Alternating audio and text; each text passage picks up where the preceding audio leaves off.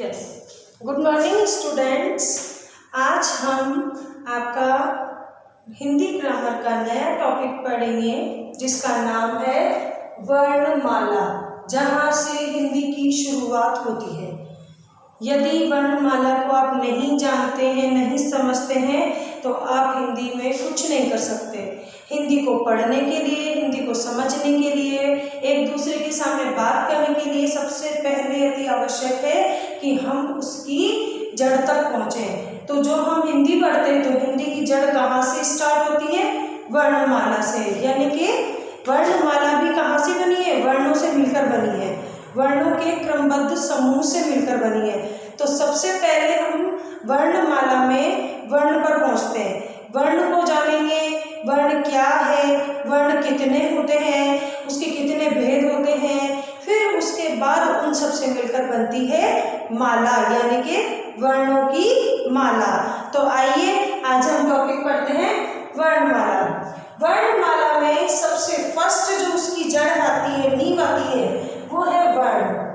वर्ण भाषा की सबसे छोटी ध्वनि है या सबसे छोटी इकाई है जहाँ से हिंदी भाषा का जन्म हुआ है। सबसे पहले वर्ण बने, वर्णों से मिलकर वर्णमाला बनी, वर्णमाला से मिलकर शब्द बने, शब्दों से मिलकर वाक्य बने और वाक्यों से मिलकर क्या बनी? भाषा, जिसे हम आज हिंदी भाषा के रूप में पढ़ते हैं। ओके, वर्ण दो प्रकार के होते हैं। वर्ण कितने प्रकार के होते हैं? दो प्रकार के। कौन कौन से? स्वर, व्यंजन। स्वर, व्यंजन। स्वर होते हैं जिनका उच्चारण हम स्वतंत्र रूप से करते हैं, जिनमें किसी को जोड़ना और तोड़ना नहीं है। स्वर अपने आप में स्वतंत्र है, जिन्हें बिना किसी वर्ण की सहायता से बोला जाता है। और व्यंजन ठीक इसके अपोजिट है। व्यंजन अपने आप में कुछ नहीं है।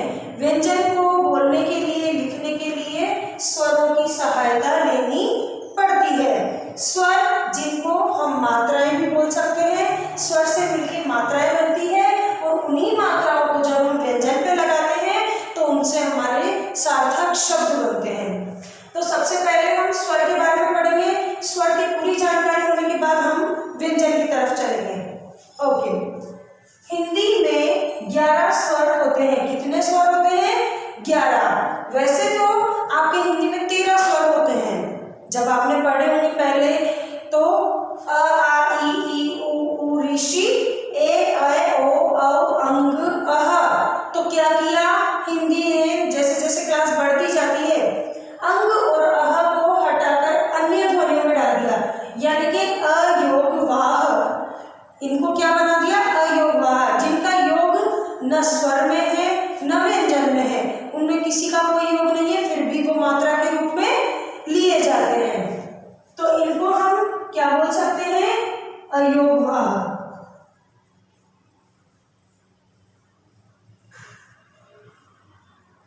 अयोग वाह, जिसमें से हम इसको थोड़ा अलग हटा देते हैं। क्यों? क्योंकि ये आगत ध्वनि है। आगत मीन्स विदेशी, जो बाहर की भाषाओं से आई हुई है। तो इसीलिए इनको अन्य यानी कि एक्स्ट्रा में डाल दिया है, अतिरिक्त में डाल दिया है। तो ये अन्य ध्वनियों में आ जाता है। ये आगत ध्वनि है क्योंकि बाहर की भाषाओं से आई है, जिसका साउंड ओ में निकलता है। किस में निकलता है? ओ। यदि ये मात्रा यहाँ लग जाती है तो ये वैसे तो डा है, डा पढ़ेंगे आप इसको, लेकिन जब यदि ऐसे लग जाती है और इसके आगे हम लिख देते हैं आधा क, ट और र, तो इसको हम डॉक्टर नहीं पढ़ेंगे, इसको हम पढ़ेंगे डॉक्टर।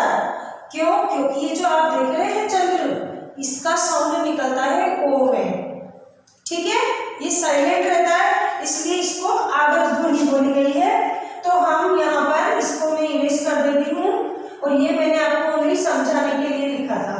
अभी आपका मेन क्या जानना जरूरी है कि ये अन्य ध्वनियां हैं। ठीक है, ओके, हम आगे चलते हैं। अन्य ध्वनियों में क्या क्या आता है? अंग, चंद्रबिंदु वाला अंग, अह और ओ। ठीक है, स्वर तथा मात्राएं। यहाँ पर मैंने सभी स्वर लिखे हैं और उनकी मात्राएं लिखी है।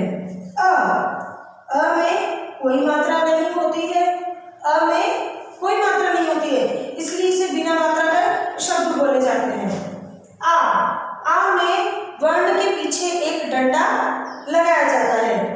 ई की मात्रा यानी कि छोटी ई की मात्रा को हम झटके से बोलते हैं। जिस मात्रा को हम बहुत कम समय में बोलते हैं वह है छोटी ई की मात्रा, और ये कहाँ लगती है? वर्ण के आगे लगती है। ठीक है, आप मेरी बात को एक बात को ध्यान से सुनिएगा। छोटी ई की मात्रा हमेशा वर्ण के आगे लगती है। ये वर्ण है, इसके आगे लगती है छोटी ई की मात्रा। ठीक है, फिर आता है हमारा बड़ी ई। बड़ी ई को हम बोलने में लंबा समय लेते हैं, ई, जबकि इसको बोलते हैं ई। ठीक है, तो बड़ी ई की मात्रा कहाँ लगती है? सेम इसके अपोजिट, पीछे। ठीक है, तो बड़ी ई की मात्रा कहाँ लगती है? वर्ण के पीछे लगती है। उसके बाद आती है हमारी ऊ की मात्रा। ऊ, इसको भी अल्प स्वर यानी कि ह्रस्व स्वर बोलते हैं, लेकिन इसको बोलने में बहुत कम समय लगता है। तो ऊ, छोटा ऊ, ये कहाँ लगता है? ये वर्ण के नीचे लगती है। ये मात्रा वर्ण के नीचे लगती है, आगे की तरफ से। ठीक है, आप इनके सिम्टम्स ध्यान रखिएगा। छोटे ऊ की मात्रा को हम झटके से बोलते हैं और मात्रा वर्ण के नीचे लगती है, आगे की ओर। ठीक है, बड़े ऊ की मात्रा को हम लंबा बोलते हैं, इसलिए इसको बड़ा बोलते हैं। इसको छोटा इसलिए बोलते हैं क्योंकि इसमें कम समय लगता है, और बड़े ऊ की मात्रा में ज्यादा, ऊ, तो उसमें ज्यादा समय लगता है, इसलिए हम इसे बड़े ऊ की मात्रा बोलते हैं। तो इसके लिए हम क्या करते हैं? ये मात्रा हम पीछे से रखते हैं। ठीक है, बड़े ऊ की मात्रा। उसके बाद री की मात्रा। री की मात्रा भी वर्ण के नीचे ही लगती है, जिसका साउंड र में आता है। जैसे क के नीचे री की मात्रा लगी तो क्री, स के नीचे लगी तो श्री, प के नीचे लगी तो प्री। ओके, तो री की मात्रा वर्ण के नीचे लगती है, और जिसके भी नीचे लगती है उसका साउंड री में आता है। ए की मात्रा वर्ण के ऊपर लगती है और वर्ण के साथ लगती है। कैसे लगती है? देखिए, ये इस तरह से। ए की मात्रा एक लगती है, क्यों? क्योंकि ये खुद एक मात्रा है, और जब इस मात्रा में एक और मात्रा ऐड हो जाएगी तो यहाँ डबल हो जाएगी। ए खुद एक मात्रा है, और ए पे यदि एक और मात्रा लगी जाएगी तो यहाँ ये मात्रा डबल हो जाएगी, और ये दोनों मात्राएं कहाँ लगती है? वर्ण के ऊपर, वर्ण के साथ। ओके, नेक्स्ट चलते हैं। ये वाली मात्रा मैंने बताई आपको, एक मात्रा है ही सही, इसको बोलते हैं हम ए की मात्रा, इसे बोलते हैं हम अय की मात्रा। क्या बोलते हैं इसे हम? अय, ए, अय। तो क पर अय की मात्रा लग जाएगी तो क्या बन जाएगा? कय। ओ की मात्रा कैसे लगती है? वर्ण के बाद। ओ की मात्रा वर्ण के बाद लगती है, और जब हम इसमें डबल मात्रा लगा देते हैं तो ये बन जाता है औ, यानी कि क पे औ की मात्रा लगी तो बना कौ। आया आपको समझ में? तो हमारे स्वरों की कितनी संख्या होती है? 11, और मैं इन 11 शब्द स्वरों की मात्राएं आपको लिख के बता चुकी हूँ। आप इन्हें अपनी नोटबुक में नोट कर लीजिए।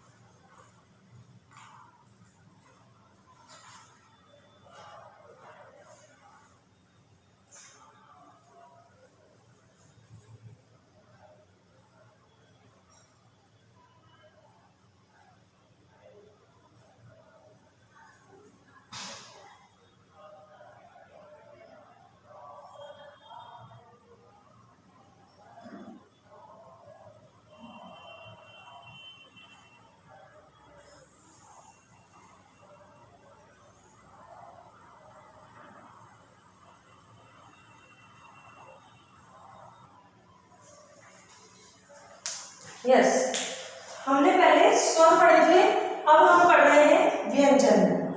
हिंदी में 33 व्यंजन होते हैं। हिंदी में कितने व्यंजन होते हैं? 33, यानी कि 33। अब आप मेरे साथ साथ बोलिएगा। क ख ग घ अंग, च छ ज झ इय, ट ठ ड ढ अण, त थ द ध न, प फ ब भ म, य र ल व, श श स ह। संयुक्त व्यंजन। अब देखिए, आप लोग सोचेंगे कि इसमें तो यह ध्वनि वाला आता है, श से श्रमिक आता है, श से क्षत्रिय आता है, त्र से त्रिशूल आता है, वो कहाँ गायब कर दिए मैम ने? तो बेटा क्या है, ये है वर्णमाला ही पूरी यहाँ तक, लेकिन इन चारों को अलग कर दिया। क्यों? क्योंकि ये तो है व्यंजन और ये है संयुक्त व्यंजन। संयुक्त व्यंजन मीन्स जो दो व्यंजनों के योग से बने हैं, जिसमें एक आधा है और एक पूरा है। ये दो व्यंजनों के योग से बने हैं, इसलिए इनको अलग निकाल दिया। जैसे हमने उसमें निकाला था स्वर में अंग अह को, क्यों? क्योंकि इनमें अलग से ध्वनियां आ गई है। ये स्वर होते हुए भी स्वर में काउंट नहीं होते हैं, ठीक उसी प्रकार ये व्यंजन होते हुए भी व्यंजन में काउंट नहीं होते हैं। इनको अलग से नाम दे दिया गया संयुक्त व्यंजन। संयुक्त मीन्स दो व्यंजनों के योग से बने हुए व्यंजन को संयुक्त व्यंजन कहते हैं, जिसमें एक आधा व्यंजन होता है, एक पूरा व्यंजन होता है। ठीक है। श, त्र, ज्ञ, श। अब देखिए, आप श किससे मिलकर बना है? इसमें क्ष। जब हम कक्षा लिखते हैं तो हम ये नहीं लिखते ना क श। बहुत से बच्चे कर देते हैं, कक्षा को ऐसे लिख देते हैं क क श। नहीं होता है, कक्षा नहीं होता है, बिकॉज इसमें श के अंदर ही आधा क का साउंड छिपा होता है। क्यों? क्योंकि ये आधे क से बना है। ठीक है। तो यदि किसी वर्ण के नीचे ये हलंत लग जाती है तो इसका मतलब होगा आधा। यदि किसी वर्ण के नीचे ये हलंत लग जाती है तो वो होता है आधा। क हो, ख हो, च हो, त हो, कोई भी वर्ण हो, उसके नीचे यदि हलंत लग गई तो वो आधा बन जाता है। ठीक है। इसके बारे में हम बाद में फिर देखेंगे। यस, श क्षत्रिय किससे मिलके बना है? आधा क प्लस श षटकोण। आधा क प्लस श षटकोण से मिलके बना श, क्ष। इसका साउंड कैसा आता है? क्ष। त्र, आधा त प्लस र मिलकर के त्र को बनाते हैं। आधा ज प्लस इय, ज्ञानी, ज्ञ, इय। इसमें साउंड साफ साफ आया है, तो आधा ज और इय ने मिलके क्या बनाया? ज्ञानी, ज्ञ। ठीक है। श्र, श्र से श्रमिक में क्या बना है? आधा श और र। आधा श और र ने मिलकर के श्र को बनाया। ठीक है। इसलिए इनको, क्योंकि ये दो दो व्यंजनों का जोड़ा है इसमें, इसलिए इनको संयुक्त व्यंजन कहा जाता है। आपको ये चीज समझ में आई? स्वर कितने होते हैं? 11 और व्यंजन होते हैं 33। संयुक्त व्यंजन होते हैं 4। ठीक है। संयुक्त व्यंजन होते हैं 4, अयोग वाव होते हैं 3। उसमें से एक जो थी आ वाली, वो आगत ध्वनि थी, तो इन सबको आप अपनी नोटबुक में नोट कर लीजिए।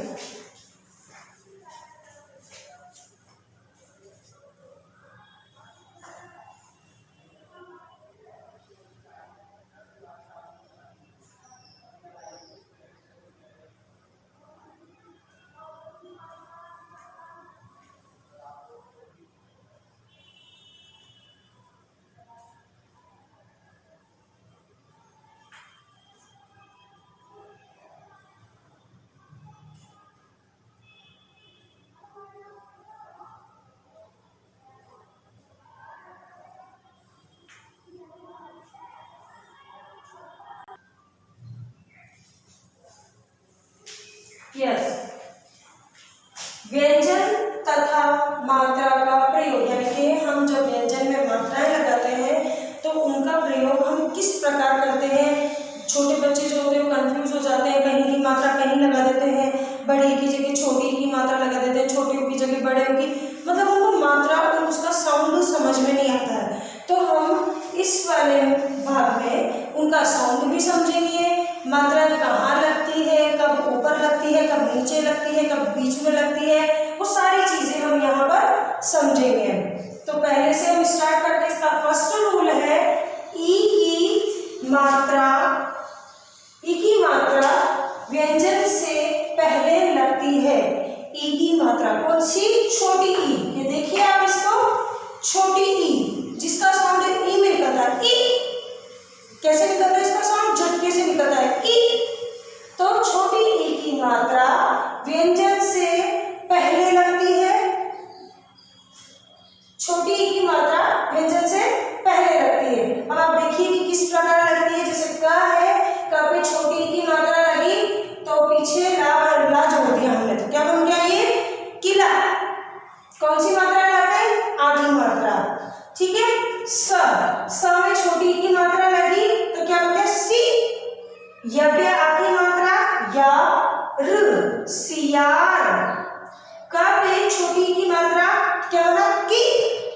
फिर त पे आ की मात्रा ता और ब, क्या बना? की ता ब, किताब। ठीक है।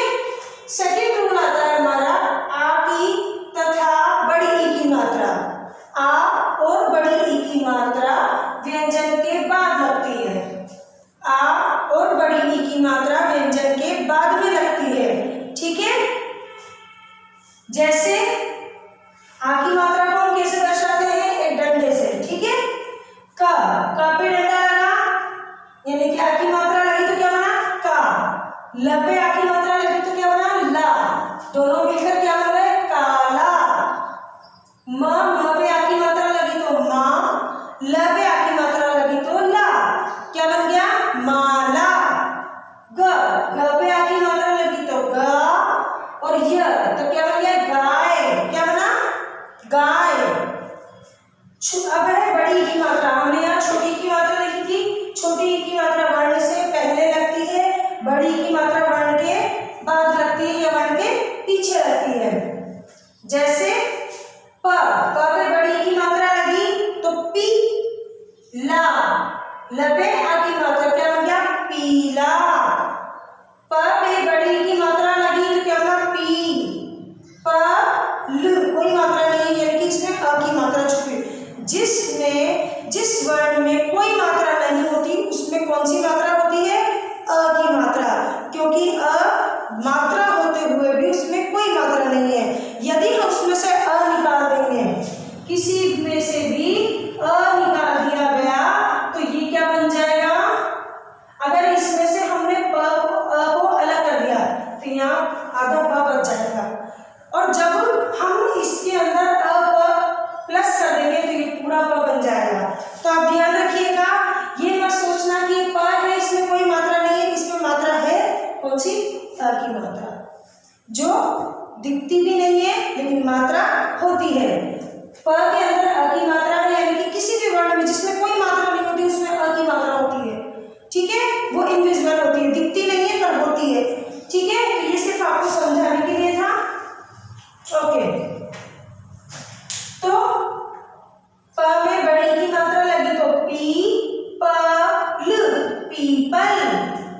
द पे बड़ी की मात्रा लगी तो दी, व पे आ की मात्रा लगी तो वा, र क्या ना? दीवार।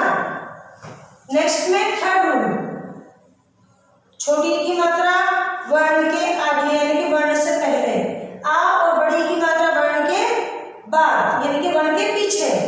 अब आती है छोटा ऊ, बड़ा ऊ और री की मात्रा। ये कहाँ लगती है? व्यंजन के नीचे लगाई जाती है। इसका एक छोटा सा रूल और है, वो मैं आपको साइड में बताऊंगी। तो छोटा ऊ, बड़ा ऊ और ऋषि तीनों की मात्रा कहाँ लगाई जाती है? वर्ण के यानी कि व्यंजनों के नीचे लगाई जाती है। जैसे छोटा ऊ, ठीक है, इसका साउंड हम झटके से लेते हैं ऊ, और बड़े ऊ की मात्रा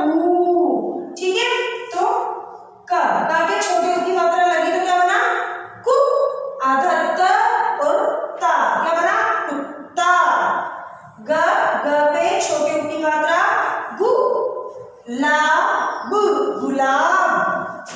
प पे छोटी ऊ की मात्रा लगी तो पु, ल पे छोटी ई की मात्रा लगी तो ली, स पुलिस। अब आती है हमारे बड़े ऊ की मात्रा। बड़े ऊ की मात्रा पीछे की तरफ लगती है, जैसे स पे बड़े ऊ की मात्रा लगी तो क्या बना, सूरज, सूरज। ब पे बड़े ऊ की मात्रा लगी तो क्या बना, बूढ़ा। ढ पे कौन सी मात्रा है, आ की मात्रा।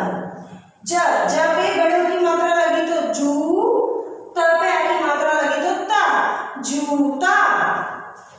अब आती है री की मात्रा। मैंने आपको बताया था जिस वर्ण के नीचे री की मात्रा लगती है उसका साउंड री में ही आता है, ठीक है।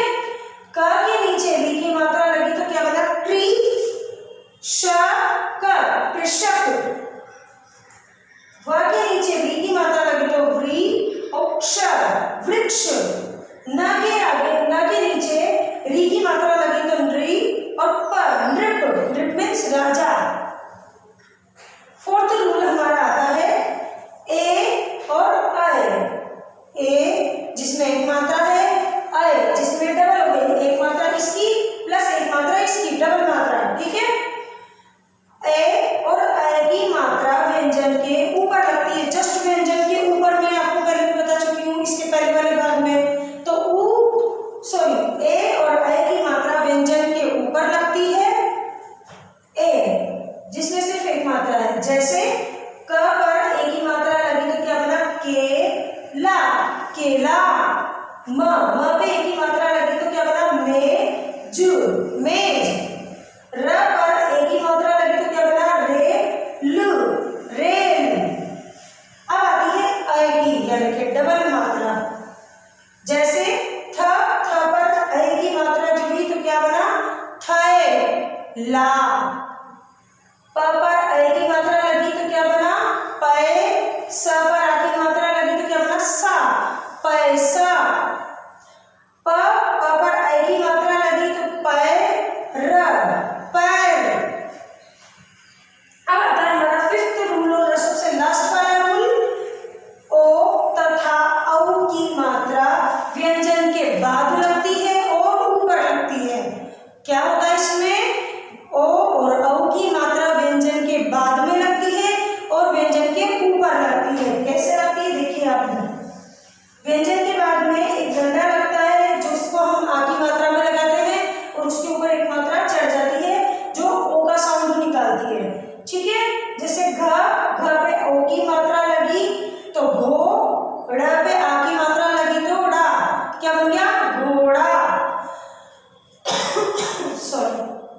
ग पे ओ की मात्रा लगी तो गो, भ पर बड़ी ई की मात्रा लगी तो भी, क्या बन गया, गोभी। क पे ओ की मात्रा लगी तो कोट, कोट। औ की मात्रा में डबल मात्रा होती है। जैसे न पर औ की मात्रा लगी तो नाव और क पे आ की मात्रा लगी तो का, नौका। क पर औ की मात्रा लगी तो कौ और आ तो इसी मात्रा को दी, कौवा। च पर औ की मात्रा लगी तो चौ, क पर बड़ी ई की मात्रा लगी तो की, द पर आ की मात्रा लगी तो दा और र, चौकीदार। आया आपको समझ में कि हमारी मात्राएं हम किस प्रकार से लगाते हैं। ये पांचों रूल यदि आपने याद कर लिए तो आप कभी भी लाइफ में मात्राओं की मिस्टेक नहीं करेंगे, आई प्रॉमिस, ठीक है।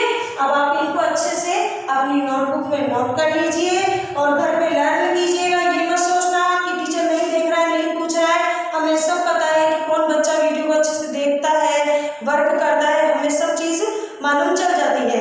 और आप अपनी कॉपी में बिल्कुल नीट एंड क्लीन वर्क करके चैप्टर वगैरह सब चीज, हर चीज आपकी कंप्लीट होनी चाहिए नोटबुक के अंदर। और ऐसा नहीं है कि सिर्फ लिख करके पेज भरना है, ये हर लिखी हुई चीज आपके माइंड तक पहुंचनी चाहिए। इस वीडियो का हमारा यही मकसद है। धन्यवाद। आप इसे अपनी नोटबुक में नोट कर लीजिए।